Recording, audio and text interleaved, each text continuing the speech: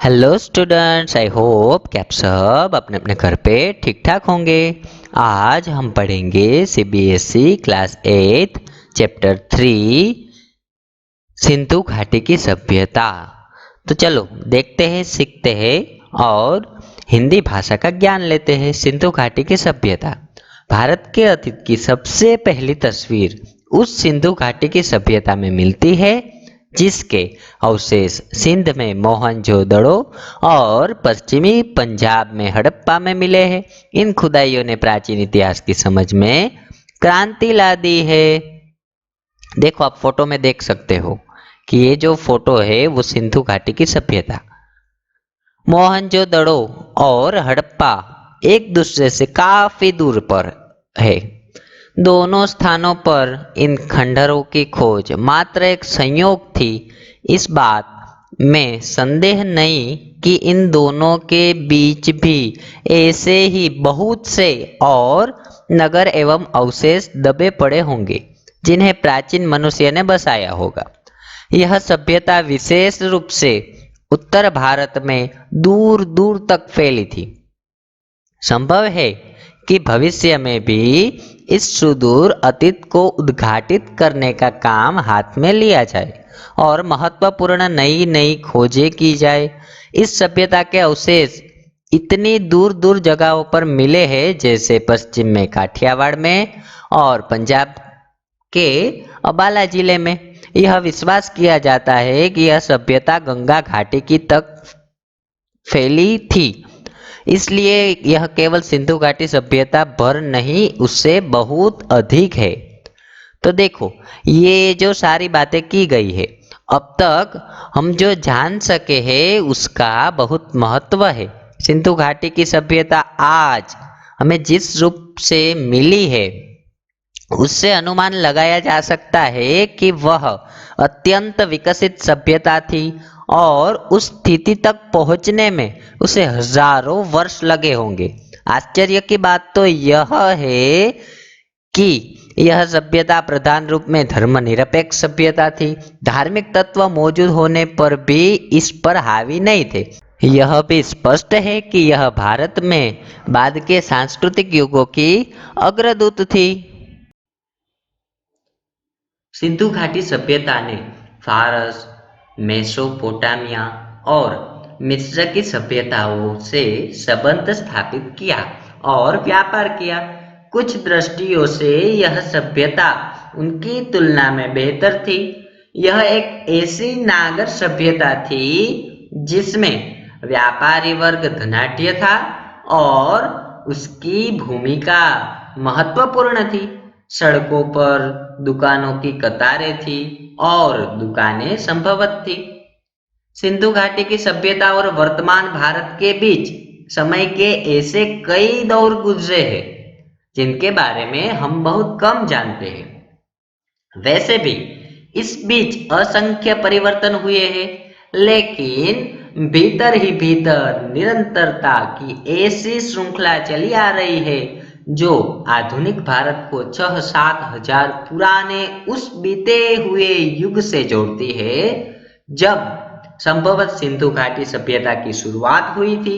यह देखकर अचरज होता है कि मोहनजोदड़ो और हड़प्पा में कितना कुछ ऐसा है जो हमें चली आती परंपरा और रहन सहन की, लोक प्रचलित रीत रिवाजों की, दस्तकारी की, यहाँ तक कि पोशाकों के फैशन की हमें याद दिलाता है। तो ऐसी जो सारी प्रचलित सभ्यताएं, यह बात दिलचस्प है कि भारत अपनी कहानी की इस भोर बेला में ही एक नन्हे बच्चे की तरह नहीं बल्कि अनेक रूपों में विकसित सयाने रूप में दिखाई पड़ता है। वह जीवन के तौर तरीकों से अपरिचित नहीं है। उसने कलाओं और जीवन की सुख सुविधाओं में उल्लेखनीय तकनीकी की प्रगति कर ली है। उसने केवल सुंदर वस्तुओं का सृजन ही नहीं किया बल्कि आधुनिक सभ्यता के उपयोगी और ज्यादा ठेठ चिन्हों, अच्छे हमामों और नालियों के तंत्र का निर्माण भी किया है। आर्यों का आना सिंधु घाटी सभ्यता के ये लोग कौन थे और कहां से आए थे, इसका हमें अब भी पता नहीं है। यह संभावना भी है कि इनकी संस्कृति इसी देश की संस्कृति थी। उसकी जड़ें और शाखाएं दक्षिण भारत में भी मिल सकती है।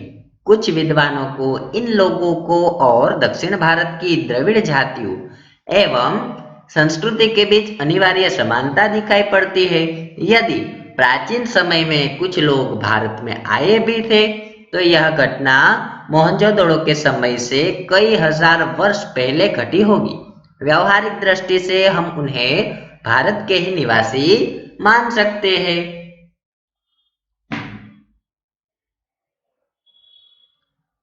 सिंधु घाटी की सभ्यता के बारे में कुछ लोगों का कहना है कि उसका अंत अकस्मात किसी ऐसी दुर्घटना से हो गया जिसकी कोई व्याख्या नहीं मिलती।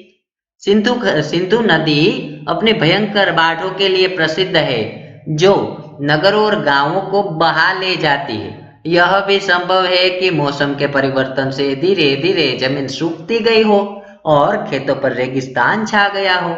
मोहनजोदड़ो के खंडहर अपने आप में इस बात का प्रमाण है कि बालू की तह पर तह जमती गई, जिससे शहर की जमीन की सतह ऊंची उठती गई और नगरवासियों को मजबूर होकर पुरानी नींवों पर ऊंचाई पर मकान बनाने पड़े। खुदाई में निकले कुछ मकान 2 या 3 मंजिलें जान पड़ते हैं। वे इस बात का सबूत है कि सतह के ऊंचे उठने के कारण समय समय पर उनकी दीवारें भी ऊंची उठाई गई है। हम जानते हैं कि सिंध का सूबा पुराने समय में बहुत समृद्ध और उपजाऊ था, पर मध्य युग के बाद वह ज्यादातर रेगिस्तान रह गया। तो इस बात से हमें यह प्रमाण मिलता है कि भाई ऐसा हुआ था। इसलिए यह मुमकिन है कि मौसमी परिवर्तनों ने उन इलाकों के निवासियों और उनके रहन सहन की पद्धति को प्रभावित किया हो। लेकिन मौसम के परिवर्तनों का प्रभाव दूर दूर तक फैली इस नागर सभ्यता के अपेक्षाकृत छोटे से हिस्से पर पड़ा होगा। हमारे पास इस बात पर विश्वास करने के कारण तो है कि यह सभ्यता गंगा घाटी तक या संभवत उससे भी दूर तक फैली थी, पर इस बात का फैसला करने के लिए हमारे पास पर्याप्त आंकड़े नहीं है। वह बालू जिसने इनमें से कुछ प्राचीन शहरों पर छाकर उन्हें ढक लिया था, उसी ने उन्हें सुरक्षित भी रखा, जबकि दूसरे शहर और प्राचीन सभ्यता के प्रमाण धीरे धीरे नष्ट होते रहे और समय के साथ साथ खंड खंड हो गए। इसी के साथ सिंधु घाटी सभ्यता और बाद के कालखंडों के बीच निरंतर संबंध के साथ ही इस सिलसिले के टूटने के या इसमें अंतराल के प्रमाण भी मिलते हैं। यह टूटना इस बात का भी सूचक है कि बाद में आने वाली सभ्यता भिन्न भिन्न प्रकार की थी। बाद में आने वाली इस सभ्यता में शुरू में संभवतः कृषि की बहुतायत थी, जो कि नगर और थोड़ा बहुत शहरी जीवन भी जिसमें मौजूद था। खेती हर पक्ष पर जोर शायद उन नवागंतुओं ने दिया होगा जो आर्य थे और उत्तर पश्चिमी दिशा से भारत में एक के बाद एक कई बार आए। ऐसा माना जाता है कि आर्यों का प्रवेश सिंधु घाटी युग के लगभग 1000 वर्ष बाद हुआ। यह भी संभव है कि इनमें इतना बड़ा समय का अंतर न रहा हो और पश्चिमोत्तर दिशा से भारत में ये कबीले और जातियां समय समय पर आती रही हो और भारत में जज्ब होती रही हो। सबसे पहला बड़ा सांस्कृतिक समन्वय और मेलजोल बाहर से आने वाले आर्यों और उन द्रविड़ जाति के लोगों के बीच हुआ, जो संभवतः सिंधु घाटी सभ्यता के प्रतिनिधि थे। इसी समन्वय और मेलजोल से भारतीय जातियों और बुनियादी भारतीय संस्कृति का विकास हुआ, जिनमें दोनों सभ्यता के तत्व साफ दिखाई पड़ते हैं। बाद के युगों में और बहुत सी जातियां आई, सब ने अपना प्रभाव डाला और फिर यहीं पर घुल मिलकर रह गए। तो इस तरह का हमारा जो पूरा इतिहास है, प्राचीनतम अभिलेख, धर्म ग्रंथ और पुराण, सिंधु घाटी सभ्यता की खोज से पहले यह समझा जाता था कि हमारे पास भारतीय संस्कृति का सबसे पुराना इतिहास वेद है। वैदिक युग के काल निर्धारण के बारे में बहुत मतभेद रहा है। यूरोपीय विद्वान प्रायः इसका समय बहुत बाद में मानते हैं और भारतीय विद्वान पहले।